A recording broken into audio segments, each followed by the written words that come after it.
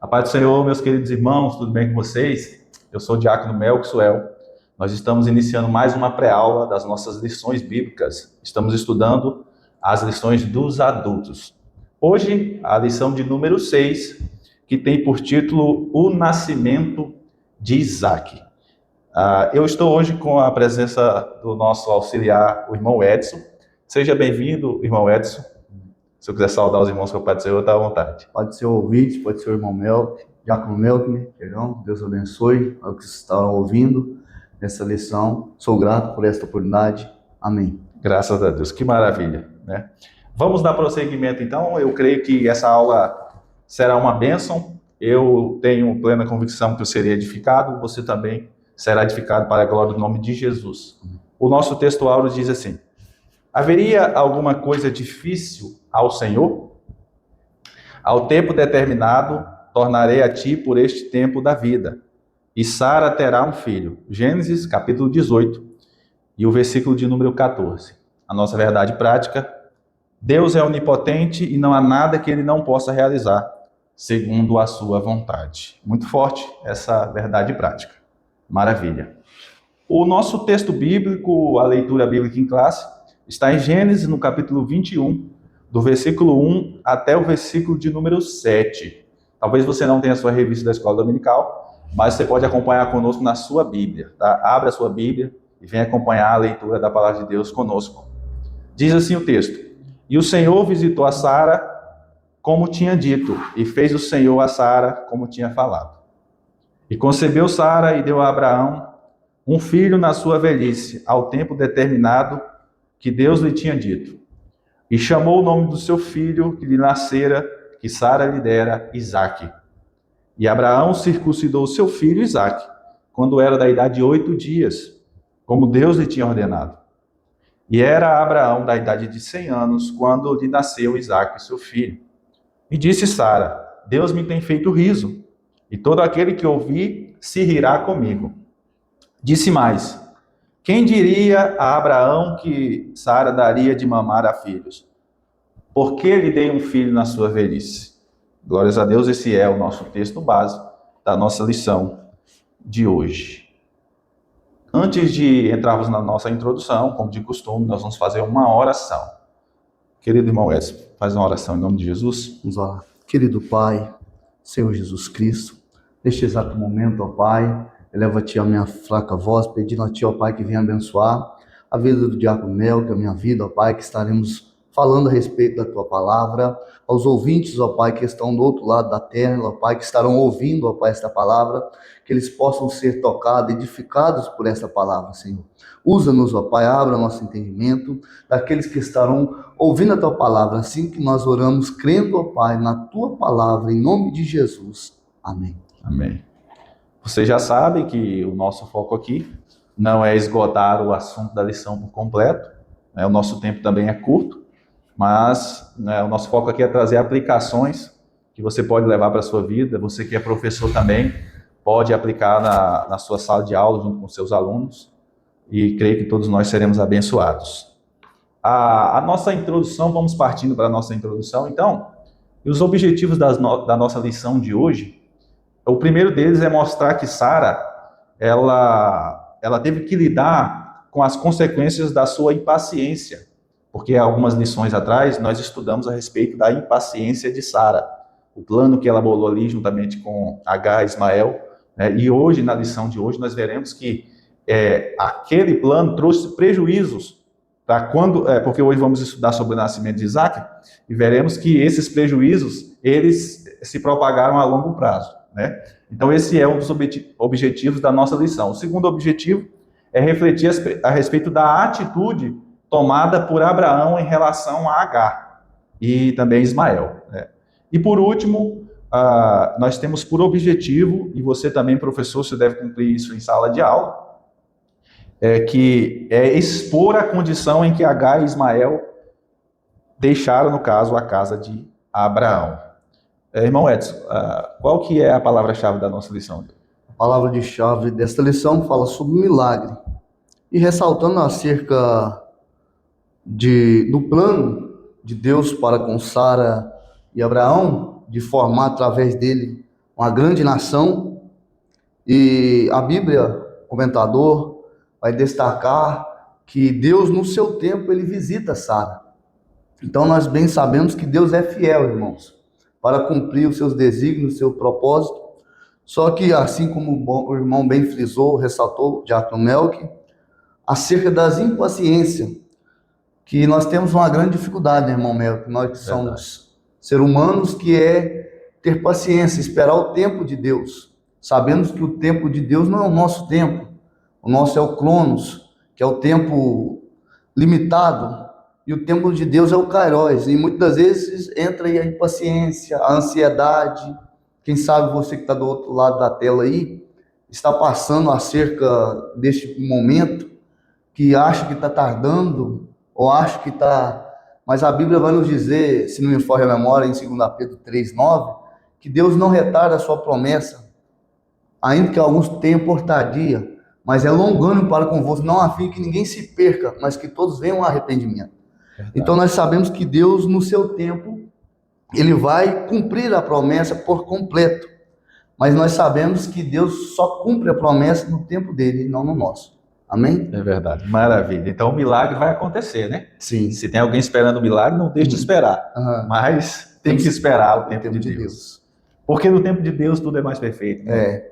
O tempo de Deus é perfeito, né? O nosso é um tempo imperfeito, mas o tempo de Deus ele é perfeito, né? Graças a Deus, que maravilha. Então, nós vamos avançar para o nosso primeiro tópico, que vai falar as consequências da impaciência de Sara. O primeiro subtópico, então, vai dizer o nascimento e o nome do filho da promessa. Eu já disse em lições anteriores que todas as nossas ações, as nossas decisões, elas vão gerar consequências. Sim. E serão consequências boas ou consequências ruins, de acordo com com a ação que a gente realiza. Certo. Né? E a Bíblia deixa isso muito bem claro, lá em Gálatas 6, no versículo 7, que tudo o que o homem semear, isso também ceifará. Então, já foi dito aqui na introdução que houve uma ocasião em que Sara e Abraão, eles agiram de forma precipitada. Sim. Aí, nesse contexto, nasceu o filho Ismael. Esse filho era o filho da escrava H, né? E ele representava algumas coisas na vida dessa família. Né? Representavam o quê? Que eles agiram de forma precipitada, né? Era o filho da impaciência, né? É o filho do arranjo humano. E aí, como nós estudamos em algumas lições anteriores, esse filho, o nascimento desse filho, Ismael, ele trouxe alguns problemas para essa família. Porque não era o filho da promessa, era o filho do arranjo, tá certo? Então, agora, nessa lição, nós estamos diante do nascimento de Isaac, que de fato é o filho da promessa. Sim. É o filho que Deus havia prometido, né? E nós vamos ver que o nome de Isaac, ele significa riso. Alegria, né? Alegria, riso, né? E esse nome, o nome Isaac foi escolhido pelo próprio Deus, né? E aí, nós temos aqui uma demonstração de como Deus, ele opera com perfeição no cumprimento das suas promessas. Por quê? Porque o primeiro riso de Sara, né? Nós estudamos na lição passada, sim, que o primeiro riso, o riso de Sara, era um riso interno. Também o riso de Abraão era um riso interno, né? E esse riso deles representava, eles estavam rindo da fraqueza deles, eles estavam rindo das fragilidades que eles tinham, porque Sara não gerava, Abraão estava muito velho, né? Então era o riso da incapacidade, o riso da impossibilidade. Só que agora em Isaac, né? O riso é literalmente, sim, a representação da fidelidade de Deus na vida daquele casal. Glórias a Deus por isso. Talvez você também está na mesma situação de que Sara, né? Você está rindo por dentro, mas não é um riso de alegria. É um riso que demonstra que você se sente incapaz, né? Que você se sente impossibilitado. Mas quando Deus cumprir aquilo que Ele prometeu, quando Deus realizar na sua vida o que Ele prometeu, você vai ver que Ele é fiel. Aí você vai dar um sorrisão para fora, né? Onde todos vão ver a alegria do Senhor na sua vida, em nome de Jesus. Nós vamos avançar, você quer comentar nesse ponto, Moisés? Não, ok. Maravilha, então, nós vamos avançar para o segundo subtópico, que vai dizer Ismael zomba de Isaac, né? O irmão zombando do outro. Pois bem, irmãos, maravilha, nós como o irmão Diácono, irmão Mel, que ressaltou e frisou, que Ismael, ele era o filho da precipitação de Abraão com a sua serva egípcia, Sara. Observamos que isso vai trazer, como o irmão já disse, que me antecedeu, vai trazer uns danos irreparáveis, que até os dias atuais nós vemos isso. Não crescendo muito o comentário, a descendência de Ismael hoje é os árabes. Isso. E de Israel, os judeus. Nós sabemos que eles têm guerras até hoje.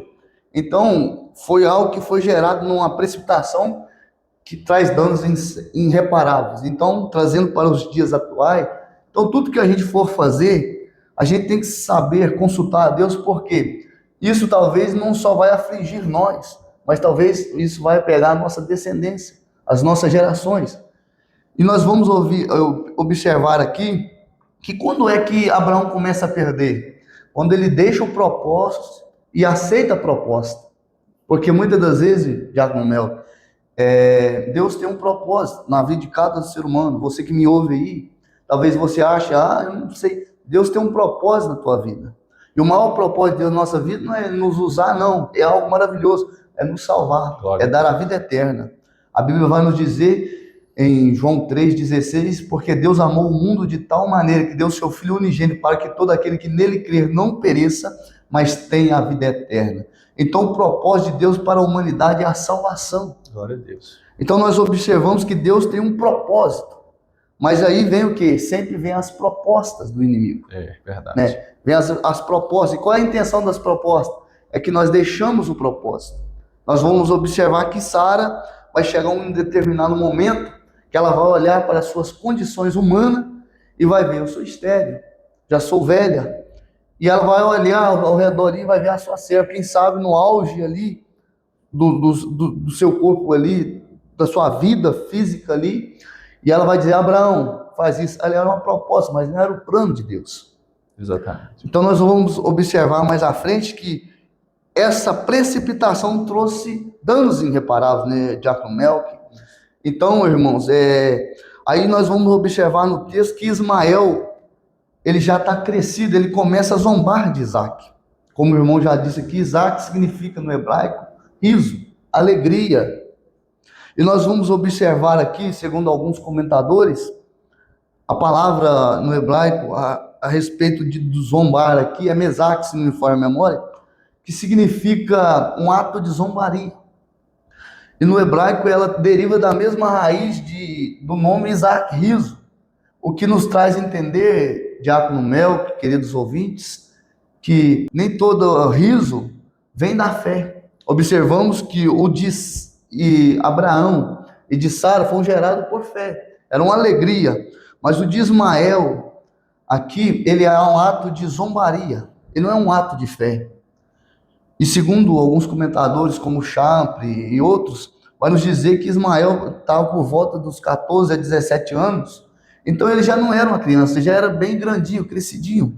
Ele sabia o que ele estava fazendo. Eles estavam gerando ali um conflito. Algum comentário, irmão? Algo a acrescentar acerca? Não, é isso mesmo, né? Sim. A zombaria de Ismael a respeito de Isaac, isso aqui é algo que não poderia acontecer naquele momento, mas estava acontecendo, infelizmente. Uhum. Eu lembrei de algo aqui, sim, que nós herdamos, e eu acho que eu preciso falar sobre isso, que às vezes nós herdamos ali a convivência dos nossos pais. Nós aprendemos com o exemplo dos nossos pais. É algo hereditário, né? Isso, é pelo exemplo que nós aprendemos. Os filhos aprendem mais pelo exemplo, né? Daquilo que eles veem de fato. E se nós formos olhar um pouco, voltar um pouco, nós vemos que a Agar, ela não tinha um bom exemplo. Não. Porque ela já zombava de Sara. Né? Ela começou a desprezar a Sara depois que ela engravidou. E aqui eu achei interessante porque parece que Ismael também, ele começou a herdar esse comportamento. O gênio de sua mãe. Isso. Interessante isso aqui, né? É isso. Vamos então avançar para o nosso terceiro subtópico, que vai falar que Sara, diante disso agora, dessa zombaria, ela pede a expulsão de Agar e Ismael. Né? Então o que Sara vai fazer? Ela vai pedir ela vai ver aquilo ali e vai pedir para que Abraão expulse Agar e Ismael de casa. E aí, isso significa que a convivência naquela família, o irmão Edson, tornou-se insuportável. Caótica, né? Exatamente, muito boa palavra essa sua, caótica. E viver num lar onde a situação está caótica, está insuportável, é algo terrível. Sim. Né, assim? Então, Sara e Isaac, Ismael e Agar estavam ali num conflito, numa confusão. E aí não dava mais para conviver nesse ambiente. Né? Como se diz, um ambiente tóxico, né, que se fala hoje. Uhum. Então, a comunhão que era para habitar naquele lar, ela deu lugar à confusão. Né? E a alegria deu lugar à zombaria. Sim. Né? Então, é algo que não pode acontecer no lar, principalmente de um cristão. Né? Isso não pode acontecer, mas estava acontecendo naquela família. E aí, eu já disse anteriormente aqui, que nós somos obrigados a colher o que nós plantamos, e isso estava acontecendo, esse constrangimento estava acontecendo, porque Sara, ela estava colhendo exatamente aquilo que ela plantou, por uma situação que ela mesma criou. E agora ela vai ter que tomar uma decisão muito triste, que é pedir a expulsão de Agar e Ismael da sua casa. Não é verdade? Então, deixa eu falar uma coisa para você que está me assistindo aqui. O diabo, irmãos, nesses dias, ele tem investido pesado na família. Ele tem investido pesado na família. E nós sabemos que a família de Abraão não era uma família perfeita. A minha família não é uma família perfeita, eu creio que a sua também não é. A sua família, você que está nos assistindo, também não é uma família perfeita, né? Mas o que acontece? Cabe a nós, principalmente eu que sou pai, nós que somos maridos, né? Assim, cabe a nós agir para que isso não aconteça na nossa casa. Certo. E agir debaixo da orientação de Deus para quê? Para proteger a nossa casa, para livrar a nossa casa das investidas do inimigo. Blindar. Porque uma das investidas do inimigo é colocar confusão dentro dos lares. Não é verdade? A gente vê muito isso, né? Então, você que me assiste, peça a Deus em oração, peça, Senhor, me ajude nas minhas decisões, né? Para que você e nós não venhamos cair no mesmo erro que Sara e Abraão, que fizeram ali um ato precipitado, e esse ato trouxe confusões irreparáveis para dentro de casa. Então a gente tem que ter cuidado com as brechas. E trazendo para o lado ministerial de igreja, aí sabemos que nós somos uma família, somos membros de um corpo. Então exatamente. Nós temos ato relacional, somos uma família. E a palavra vai dizer que um reino dividido não subsiste. Então não tinha como aquela casa ir para frente se havia uma divisão ali entre. Então tinha que tomar uma decisão para que as coisas começassem a voltar novamente por trilho. Você que me ouve aí, irmão Melk, muitas vezes o Senhor está pedindo de alguém, de um homem ou de uma mulher, um posicionamento para que as coisas comecem novamente a tomar rumo, a tomar norte. Porque muitas vezes, do jeito que está o ambiente, como foi dito aqui, caótico, precisa o quê? De uma decisão, de um posicionamento para que Deus comece novamente a dar direcionamento e as coisas comecem novamente a fluir. Amém? Glória a Deus. Então receba essa palavra, pega essas aplicações, leve para a sua vida, que Deus vai te abençoar. Vamos avançar aqui, então, para o nosso segundo tópico, que vai dizer o seguinte: Abraão tem que tomar uma atitude, porque alguém tem que tomar uma atitude, né? Sim. Então Abraão ele vai ter que tomar uma atitude. E o nosso primeiro subtópico vai dizer que nesse momento Isaac é desmamado, né, irmão Edson? Sim.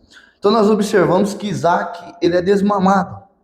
E na cultura do Antigo Testamento, mais dizendo no Oriente, era algo comum, o desmamamento, fazendo um paralelo aqui que não lembra de Ana, que quando pede a Deus a Samuel, diz a Bíblia que anualmente eles iam em caravana, ela e Eucana, e os filhos de Penina, eles iam até onde? Siló.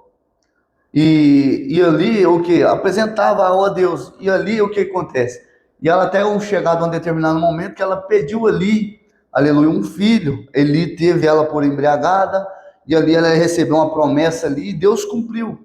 E a Bíblia vai dizer que chegando em determinado momento, ela ficou cuidando ali de Samuel até uma certa idade, desmamando, para depois entregar ele ao Senhor. Então era algo já de costume. Então, o que acontecia era uma cultura onde, segundo alguns eruditos, alguns estudiosos, de cerca de 3 a 5 anos, o menino era desmamado. E depois, ali observamos aqui no Gênesis 21:8, que Abraão, ele vai o quê? Após o menino ser desmamado, ele vai oferecer algo ao Senhor, sacrifício. E isso aí, interessante dizer que não apenas quando Isaac nasce, a partir do momento ali do desmamamento, isso indica o quê? Que nos momentos mais vulneráveis, Abraão está consagrando ao Senhor a vida do seu filho. Glória a Deus. É uma lição para nós. Então, todos da manhã, quando você acordar, é motivo de você estar agradecendo a Deus pela vida, não só sua, mas do seu filho, da sua esposa, porque é o que? É um milagre de Deus. Isso demonstra o que? A proteção divina, a providência de Deus. Quantas pessoas que estão no leito de hospital, a este exato momento, quantas pessoas que vieram à falência, mas Deus está o quê? Está te dando o direito de mais um dia, mais uma oportunidade, mais um momento de vida inteiro. Isso é motivo de agradecer a Deus. E nós aprendemos aqui com Abraão, com essas atitudes onde ele sempre estava o quê? Agradecendo a Deus, sacrificando. Então, algo a acrescentar, irmão Melk? É interessante que eu Sim. li no final desse tópico aqui, que aparentemente estava tudo bem. Normal. Estava tudo bem. E eu aprendi alguma coisa aqui. Sim. Que é por isso que a Bíblia manda a gente vigiar, né? Porque, igual o senhor falou desse momento do desmamamento, que Abraão estava consagrando Isaac ali a Deus, mas parecia que estava tudo bem, era uma festa, né? E só que não estava tudo bem, porque a família estava em conflito. Estava em conflito. Né? E aí oferecer adoração também nesse ambiente caótico é algo difícil. É verdade. Porque você que me ouve aí, já aprendemos várias lições, e Abraão é um dos maiores exemplos acerca de adoração. Nós vamos observar durante o período da história de Abraão adorando a Deus, sacrificando a Deus em vários momentos. Em momentos de bonâncias, em momentos de aperto, em momentos de aflição. Isso o que traz para nós uma lição, que em todo momento é tempo oportuno de nós estarmos o que? Adorando a Deus, porque a adoração, ela é escape da nossa alma. A adoração, ela é o que? O suspiro da nossa alma. Nós fomos o que? Feito para adorar a Deus, né, irmão meu? E como o irmão já disse aqui, parecia que estava tudo normal, mas muitas das vezes a aparência engana. Muitas vezes alguém olha o fulano, o ciclano ali, aparentemente está tudo bem, mas mal sabemos que talvez tenha conflito, talvez ele está passando por um momento de aflição, está passando por um momento de ansiedade. Então é algo assim a gente aprender, né? Refletirmos. E ver que é nesses momentos que se conhece o verdadeiro adorador. É o adorador.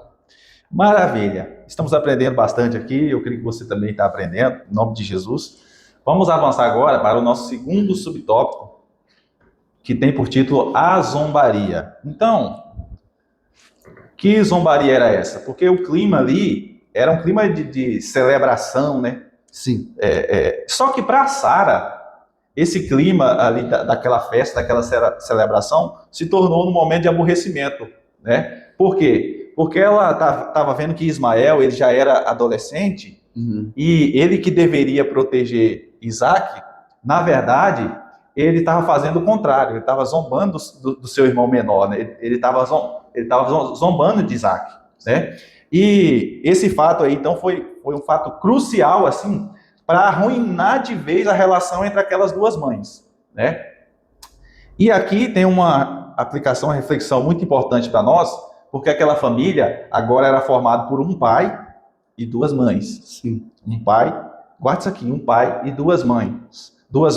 Então, se nós formos olhar para a Bíblia, esse não foi o modelo de família que Deus instituiu. Sim. Não foi. Né? A Bíblia determina que a família seja formada por um pai e por uma mãe. Por quê? Casamento monogâmico. É isso. Porque Deus já sabia que essas configurações não iam dar certo. Não iam mesmo. As consequências viriam posteriormente, né? Isso mesmo. Iriam ali trazer problemas para a família e não só para dentro de casa, mas como também para a sociedade. Como você já falou, dos descendentes de Ismael, Sim. que são os árabes. Né? Então, isso aí, além de se tornou um problema social, Social. não é verdade? Então, ao longo da história, Deus, ele tolerou esses arranjos culturais, mas por que Deus tolerou isso? Ele tolerou para mostrar para nós que isso não dava certo.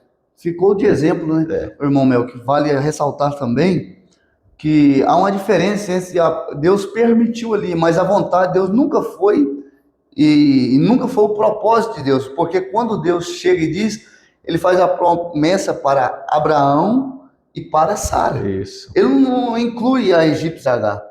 Então, muitas das vezes algo vem acontecer na nossa vida por desobediência. E sabemos que é o que Gálatas 6, como o irmão já diz, volta a ressaltar aqui novamente, Gálatas 6, 7, que tudo que o homem semear, certamente ceifeirá. Então, a gente não é obrigado a plantar, mas a gente é obrigado a colher. Verdade. A colheita, ela é certa, entendeu? Então, que fica aí de experiência, de lição para a nossa vida, que muitas das vezes a desobediência, ela nos traz danos irreparáveis. Isso. Não foi ordem de Deus, foi permissão de Deus aqueles arranjos. Como, Sim. por exemplo, eu lembro aqui que você citou agora há pouco, o exemplo de Ana. Né? Ali também tinha um arranjo. Sim. Porque o Cana, ele tinha 2 esposas. Mas não era vontade, era um costume da época. Isso. E não quer dizer que aqueles costumes eram coisas da vontade de Deus. Porque Ana não poderia gerar, então Eucana, o que? Descendência para os judeus significava o quê? Bênção. Então, uma mulher que não tinha filho, que não gerava, era tida como amaldiçoada. E o homem precisava o quê? Dar seguimento à sua genealogia. Então, eles arrumavam, em vez de esperar a provisão de Deus, em vez de confiar em Deus, eles tentavam. Então, toda vez que nós vemos o homem tentando, aleluia, consertar as coisas com as suas próprias mãos, eles mais traziam atrapalhamento, problemas, do que, certamente, solução. E aí, tem algo importante aqui nesse ponto, é porque a sociedade moderna, irmão Edson, ela tenta normalizar todo tipo de arranjo familiar como sendo legítimo, em nome do amor. Né? Eu não vou citar aqui, porque os irmãos já conhecem os vários tipos de arranjo familiar que a sociedade tem hoje, mas tem uma coisa, essa configuração nunca foi a configuração divina. A configuração divina, não sei se eu posso usar essa palavra configuração, mas eu estou usando. A configuração estabelecida por Deus desde o princípio para a família, está lá em Gênesis 2, versículo 24, como está aqui no começo da Bíblia, fica fácil de encontrar, Gênesis 2, versículo 24, essa é a configuração que Deus deixou para o homem, para a mulher, para a família. Olha aqui. Portanto, deixará o varão, o seu pai, a sua mulher, e a sua mãe, e apegar-se-á a sua mulher, e serão ambos uma só carne. Então, a família, de primeira mão, ela é formada por um homem e uma mulher. É um casamento monogâmico, isso. Né? É assim que Deus estabeleceu. O que foge desses padrões, certamente vai trazer consequências irreparáveis. Né? Maravilha, obrigado por complementar. Amém. Vamos então, meus irmãos, avançar para o nosso terceiro tópico, que vai dizer a tristeza de Abraão. Abraão, ele ficou triste, né, irmão Edson? Sim. Imagina um pai, agora o pedido de Ana por si só já era algo difícil. Abraão se encontra em, vamos dizer assim, como um ditado popular, em encruzilhada.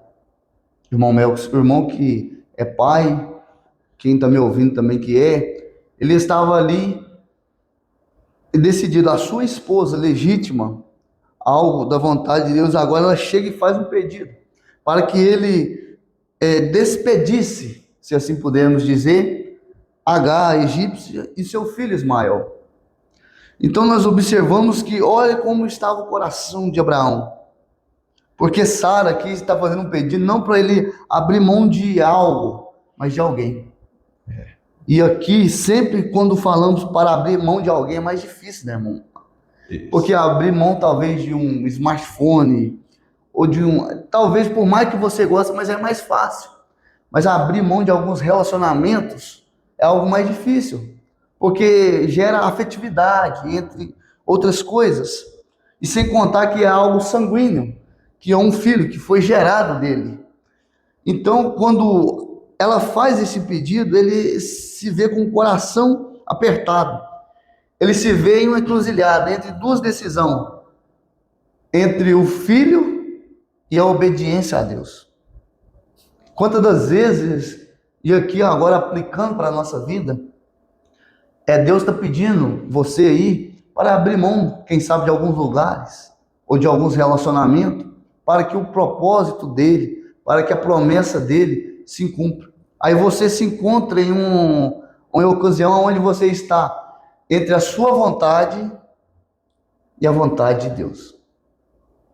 E aí, Abraão, ele escolhe algo difícil. Ele despede o seu filho, mas ele o que ele faz? Ele prefere obedecer. Observamos o que Deus disse o que Samuel disse para Saul, que obedecer é melhor do que sacrificar. Quantas das vezes alguém está sacrificando, mas não está obedecendo? Está sendo algo em vão. Porque a Bíblia diz que Deus não tem prazer em sacrifício de tolo. A partir do momento que nós estamos sacrificando, mas estamos deixando a obediência a Deus em segundo ordem, nós estamos fazendo um sacrifício de tolo. Porque a obediência vem primeiro do que o sacrifício. Algo a acrescentar? É isso mesmo. Nós não estamos incentivando aqui ninguém mandar filho para fora de casa. Não. Não. A Bíblia diz que é para nós, os nossos filhos são herança do Senhor, né? Mas no caso de Abraão aqui, ele estava vivendo exatamente aquilo que Jesus ele disse lá para os seus discípulos, que é aquele que não deixa pai e mãe por amor dele não era digno dele. Então esse é exatamente a situação que Abraão está passando. Ele tem que abrir mão do bem mais precioso que ele tinha na terra, que era o seu filho, em favor do bem mais precioso que estava lá em cima. Não vai ser a primeira vez que Deus vai fazer isso com Abraão. Aqui era só uma demonstração do que em Gênesis 22, que assunto para outras lições, e Deus ia pedir a Abraão. Então Abraão sempre foi alguém testado a sua fé no limite. Então se você está tendo a tua fé testada no limite, creia, porque a palavra diz que Deus não dá prova maior, a qual ninguém possa suportar. Antes, ele envia o escape. Pode saber que quando você chegar no seu limite, o escape de Deus vai te alcançar. Então, para finalizar aqui esse primeiro subtópico do segundo tópico aqui, nós entendemos que Abraão, ele agora despede, ele cumpre, porque ele cria na promessa de Deus. Quando a gente crê no que Deus prometeu, aí fica mais fácil. Porque nós confiamos, porque se a gente não confiar, fica difícil abrir mão. Mas quando a gente confia em Deus, não é que foi algo fácil, não. De maneira nenhuma um pai despediu o filho.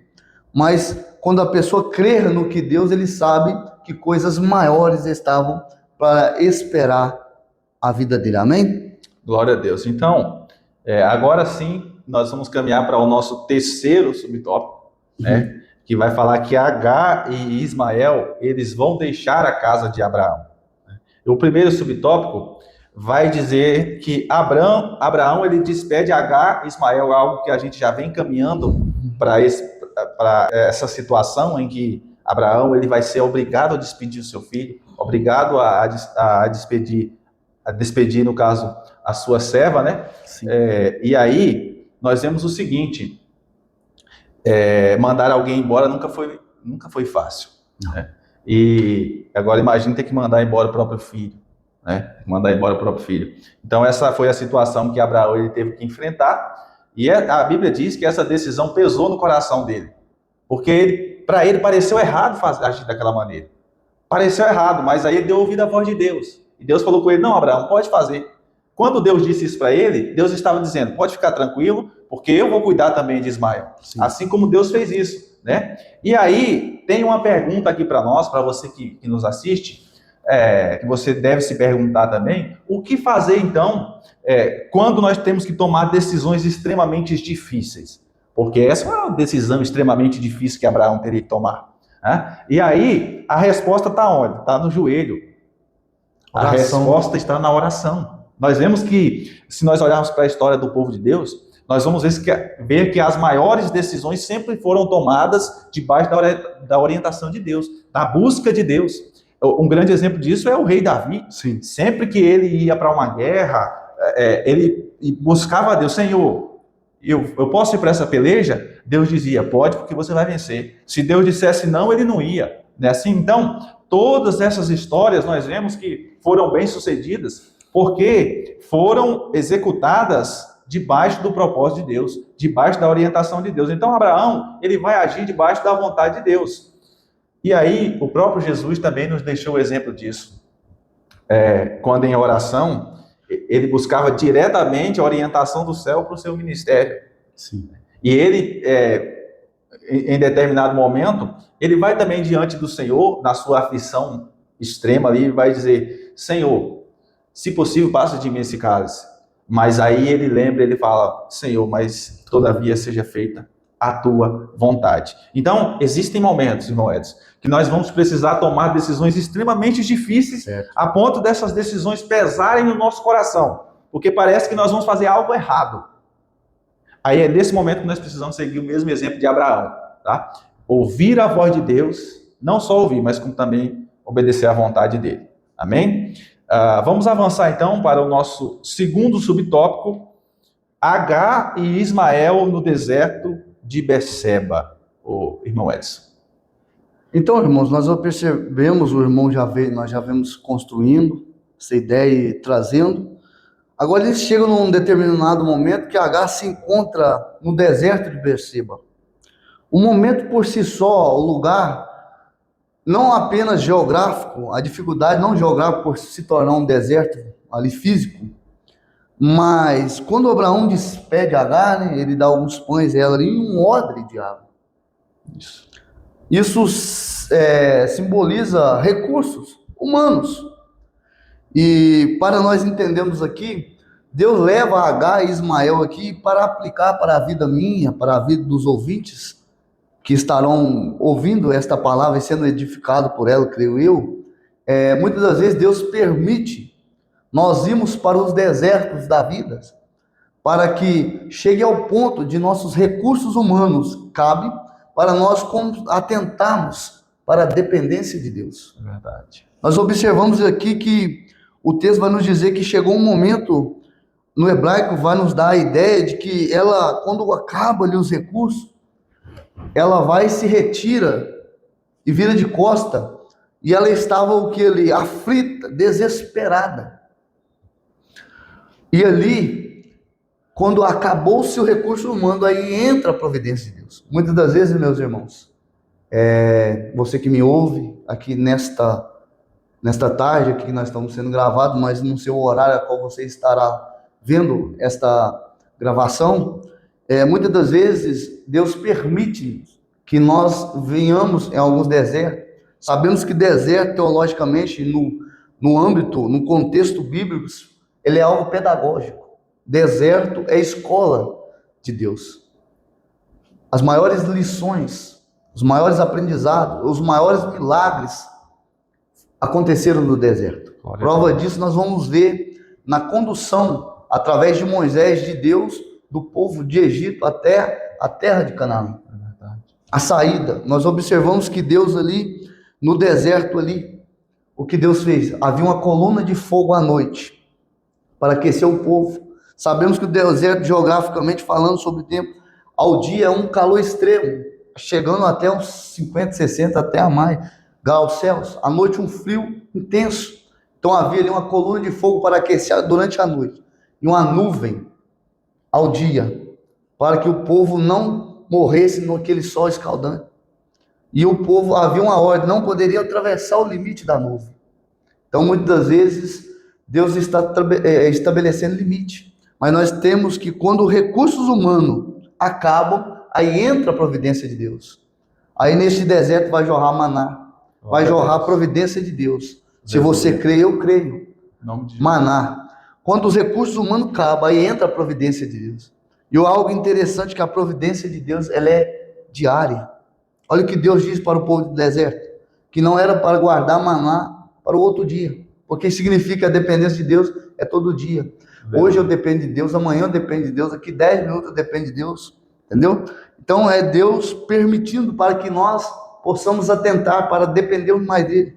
Porque no momento de prova, nós buscamos mais, confiamos mais. Salmo 37, versículo 5, o salmista vai dizer: entrega os teus caminhos ao Senhor, confia nele e ele tudo fará. Em outras traduções vai dizer: o mais ele fará. Né, irmão Mérico? Algo a acrescentar acerca? Muito bem, pegando esse gancho seu da provisão de Deus no deserto, é aí que nós vamos avançar para o nosso terceiro subtópico, que vai dizer que Deus ouviu a voz de Ismael. Sim. E Agar, o texto bíblico vai dizer que ela vai se afastar de Ismael a um tiro de arco. Sim. Né? E enquanto Agar, aliás, chorava no seu lugar, Ismael, ele estava sem força, ele estava para morrer. Desfalecido, né? Exatamente. Então ela faz isso justamente para não ver o seu filho morrer. Mas é interessante que eu entendo que Ismael, ali nos seus últimos momentos, ele estava clamando a Deus. Glória. Ele estava clamando a Deus. Sabe por quê? Porque o texto vai dizer que Deus ouviu a voz do menino. E se Deus ouviu a voz do menino é porque tinha clamor. É porque ele estava clamando. E aí, quando ele clama, Deus envia a resposta. Né? E eu posso até fazer uma aplicação aqui, que talvez você está sem força nenhuma. E você não consegue mais nem clamar. Mas se você conseguir gemer, faça isso. Porque Deus é poderoso para ouvir a tua oração. Né? Por meio do Espírito Santo que intercede por nós com gemidos inexprimíveis. Ele é capaz de levar até a movimentação que não sai voz nenhuma, mas ele entende e leva diante de Deus, e Deus traz resposta para nós, como trouxe para aquele menino ali naquele deserto. Voltando a ressaltar, voltando em Ana, a Bíblia diz que ela batia só os lábios, e ele teve ela por embriagada, mas ela diz: não tenha sua célula por embriagada, porque ela estava ali, a angústia era tamanha que mal saía palavras de sua boca. Mas ela estava ali num ato, se derramando na presença de Deus. E como o irmão disse, o melhor caminho é a oração. A Bíblia vai nos dizer que a oração de um justo pode muito em seus efeitos. Isso, eu separei alguns textos bíblicos aqui para nós, que prova que aquele que clama, Deus responde. Lá em Jeremias, um texto muito conhecido, né, Jeremias 33:3 diz: clama a mim e responder-te-ei, anunciar-te-eis coisas grandes e firmes que não sabes. Se nós for olhar também o Salmo 120, versículo 1, vamos abrir aqui, Salmo 120, versículo 1, na nossa Bíblia.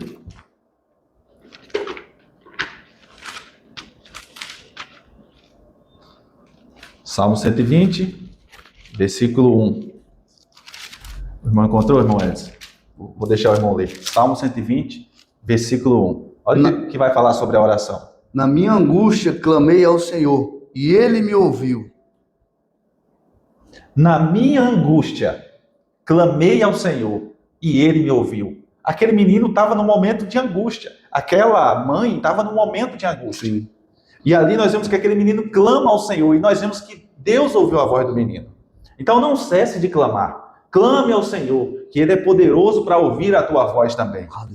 E a Bíblia vai dizer ainda, por meio de Jesus, lá em João, no capítulo 15, versículo 7, ele diz assim: se vós estiveres em mim, e as minhas palavras estiveres em vós, pedireis tudo o que quiser, e vos será feito. Aí o que Deus faz? Deus se revela naquele deserto. Se revela para Agar, e mostra para eles ali a solução, a saída, um poço de água para eles. E diz que o menino também será pai de grandes nações. Olha como Deus age. E ainda tem uma aplicação aqui, porque talvez eu falo para pessoas que estão clamando e ainda não tiveram respostas do Senhor. Não deixe de clamar, porque no momento certo a resposta vai vir. No tempo de Deus, no tempo de Deus. Quantos dias que Daniel clamava? Orou, a resposta veio num dia, mas o anjo travou ali. Ele ficou 21 dias esperando a resposta. Mas ele esperando em oração. Que maravilha. Então vamos fazer isso, vamos esperar em oração, vamos clamar a Deus. Abre aí para nós, irmão Edson, para nos ajudar aqui o Salmo de número 46 e o versículo 1. Porque Deus está falando conosco nesta aula também a respeito do clamor, a respeito da oração. Salmo 46, versículo 1 diz o quê? Deus é o nosso refúgio e fortaleza, socorro bem presente na angústia. Glória a Deus. O senhor quer fazer uma aplicação para os irmãos nesse versículo? Então nós observamos que Deus é Antes de tudo, ele é o quê? Socorro. Ele é o que você precisa, irmão Nono. Ele é socorro, ele é refúgio, ele é fortaleza. Talvez você está passando por um momento de ataques invertidas do inimigo, espiritualmente falando. E aí o que o Senhor está dizendo no texto? Ele é refúgio, ele é fortalecimento. Para aqueles que estão angustiados, desesperados, passando por complexos, só você e Deus sabe.